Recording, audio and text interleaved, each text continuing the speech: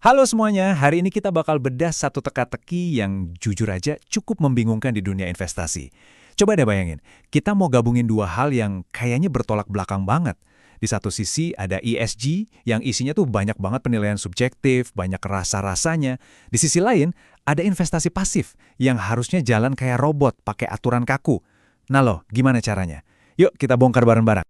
Nah, ini dia nih pertanyaan intinya. Di satu sisi, kita punya ESG yang butuh banget penilaian manusia, butuh konteks, nggak bisa hitam putih. Di sisi lain, ada strategi pasif yang justru anti sama yang namanya subjektivitas. Semuanya harus jelas, mekanis, berdasarkan aturan. Bener-bener kayak minyak dan air kan? Pertanyaannya, bisa nggak sih dua hal ini disatukan? Ini yang mau kita cari tahu jawabannya. Oke, mungkin ada yang mikir, ribet amat sih, kenapa harus dipaksatin gabung? Nah, jawabannya mungkin bakal bikin kaget. Buat para investor raksasa, para pausnya pasar modal, ini tuh bukan lagi soal pilihan atau idealisme, ini udah jadi keharusan. Kenapa? Karena ukuran mereka yang luar biasa jumbo. Coba kita lihat contoh nyatanya ya. Ada dana pensiun super besar kayak Charles STRS di Amerika atau GPEF di Jepang. Aset yang mereka kelola itu triliunan dolar. Nggak mungkin banget kalau mereka mau investasi secara aktif milih saham satu-satu. Kebanyakan. Tapi, di sisi lain, mereka punya tanggung jawab besar, tugas fidusia untuk mengolah risiko jangka panjang. Contohnya, ya risiko perubahan iklim. Nah, disinilah ESG pasif masuk sebagai jalan tengah. Ini bukan pilihan idealis, tapi lebih ke sebuah kompromi operasional. Cara mereka menyeimbangkan tiga hal, skala yang masif, biaya, dan tanggung jawab mereka. Oke, jadi kita udah ngerti ya, kenapa mereka butuh ini. Sekarang pertanyaan selanjutnya, gimana cara kerjanya di lapangan? Nah, pada dasarnya, ada dua jalur utama nih buat mengintegrasikan ESG ke portofolio pasif. Jalur pertama ini yang paling simple, paling gampang dimengerti. Namanya strategi eksklusi, atau gampangnya strategi buang-buangan. Coba bayangin kita lagi mau bikin kue, terus kita punya aturan. Pokoknya kue ini nggak boleh pakai gula. Ya udah, simple kan? Gula kita singkirin dari resep. Titik. Aturannya jelas, buang bahan-bahan yang kita nggak mau. Nah, dalam dunia investasi, bahan yang sering dibuang ini biasanya ya perusahaan batu bara, industri yang emisinya tinggi, pokoknya yang dianggap kotor. Aturannya benar-benar hitam putih. Ini bisa dibilang bentuk paling murni dari ESG pasif. Tapi tentu ada konsekuensinya. Kalau kita buang beberapa saham dari sebuah indeks, ya pasti kinerja portofolio kita bakal beda dari indeks aslinya. Nah, penyimpangan inilah yang kita sebut tracking error. Dan ini poin yang super penting buat diingat. Strategi eksklusi ini tujuannya adalah pengurangan risiko, bukan penciptaan nilai tambah. Jadi bukan buat nyari saham juara, tapi lebih buat ngehindarin ranjau darat atau bom waktu di portofolio kita. Misalnya, risiko perusahaan kena regulasi iklim yang super ketat di masa depan. Jadi ini lebih ke strategi defensif, strategi bertahan, bukan menyerang. Oke, itu tadi cara pertama. Sekarang kita masuk ke jalur kedua yang sedikit lebih canggih. Kalau tadi kita main buang-buangan bahan, sekarang kita main atur-atur proporsi resep. Balik lagi ke analogi kue tadi, metode yang sering disebut smart beta ini nggak langsung buang semua gula. Mungkin gulanya dikurangin sedikit, tapi sebagai gantinya kita tambahin kayu manis biar rasanya tetap enak atau bahkan lebih unik. Nah, di sini ada pergeseran cara pikir yang fundamental banget. ESG itu nggak lagi jadi filter hitam putih, boleh atau nggak boleh. Tapi ESG diperlakukan sebagai sebuah faktor gaya atau style factor, sejajar sama faktor lain yang mungkin udah kita kenal kayak value, quality, atau low volatility. Jadi perusahaan nggak langsung ditendang keluar, bobotnya yang diutak-atik. Perusahaan yang skor ESG-nya bagus, porsinya digedein, yang jelek, porsinya dikecilin. Ini benar-benar mengubah DNA strategi pasif itu sendiri. Oke, dua metodenya udah kebayang ya. Sekarang, yuk kita coba intip dapurnya para pembuat indeks kayak FTSE Russell atau MSCI. Kita lihat gimana sih sebenarnya produk-produk ESG pasif ini dimasak. Prosesnya itu kira-kira ada 3 langkah utama. Langkah pertama, mereka nentuin dulu semesta investasinya. Misalnya, kita mulai dari semua saham di indeks S&P 500. Langkah kedua, nah ini nih, bagian intinya. Mereka terapin aturan main ESG-nya. Aturan ini yang nentuin siapa yang disaring, siapa yang bobotnya diubah, gimana cara ngubahnya. Terakhir, yang ketiga, indeks ini harus dijaga dan dirawat. Biasanya lewat proses rebalancing berkala, biar tetap relevan dan sesuai aturan mainnya. Ini nih satu hal yang sering banget orang salah kaprah. Indeks ESG itu bukan kayak hukum alam, bukan fakta objektif. Indeks ESG itu adalah sebuah produk desain.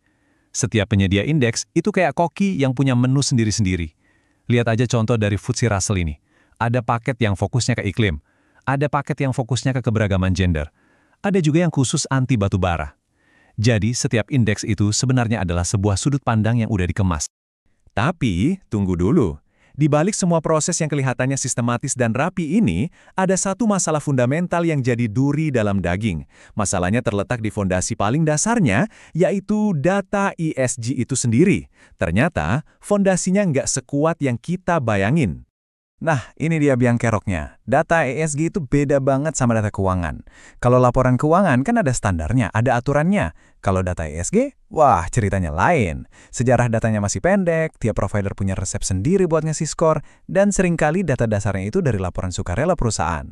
Akibatnya apa? Jangan kaget kalau satu perusahaan bisa dapat nilai A dari provider X, tapi dapat nilai C dari provider Y.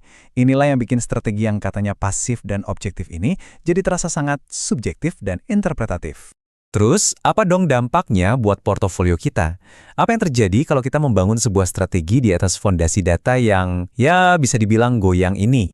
Biasanya, ada 3 efek samping yang nggak bisa dihindari. 1, diversifikasi portofolio kita jadi berkurang, karena ada perusahaan atau bahkan satu sektor utuh yang kita buang. 2, seperti yang udah kita singgung, tracking errornya pasti meningkat. Portofolio kita jadi makin beda sama pasar. Dan yang ketiga, ini yang sering nggak disadari. Kita bisa jadi malah terekspos ke faktor resiko lain secara nggak sengaja. Dan ada satu lagi nih paradoks yang menarik. Investor pasif itu kan bisa dibilang pemilik permanen sebuah perusahaan. Mereka nggak bisa gampang jual beli saham.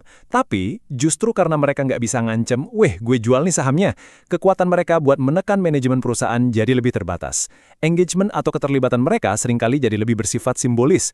Beda sama investor aktif yang punya senjata nuklir, yaitu pilihan buat ngejual semua sahamnya kalau nggak suka sama manajemen.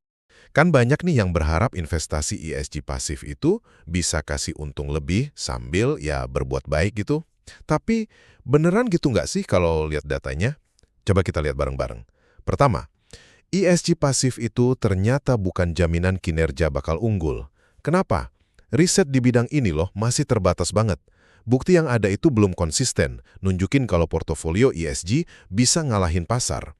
Jadi ini bukan semacam mesin alfa ya, atau cara ajaib buat cari untung di atas rata-rata. Kedua, dan ini nih yang menarik, walaupun aturan main ESG di Eropa sama di Amerika itu beda banget, begitu risikonya dihitung, ternyata imbal hasilnya nyaris nggak ada bedanya loh.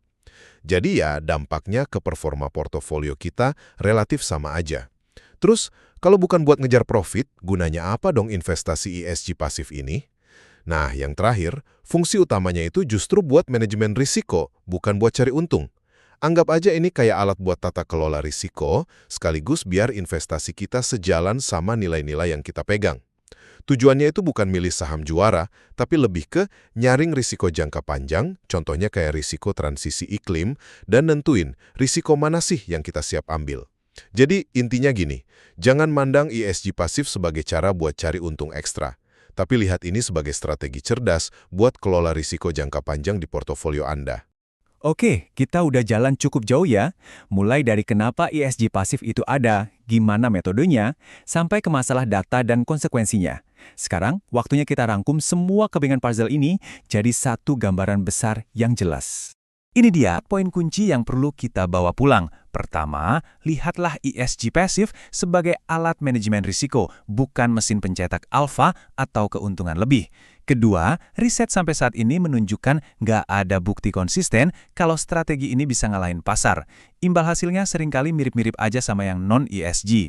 Ketiga, ingat, ini adalah sebuah kompromi operasional, terutama buat dana-dana raksasa. Dan yang keempat, ini yang paling penting, strategi ini sifatnya sangat interpretatif karena masalah fundamental di datanya. Jadi kata pasif di sini bisa sangat menipu.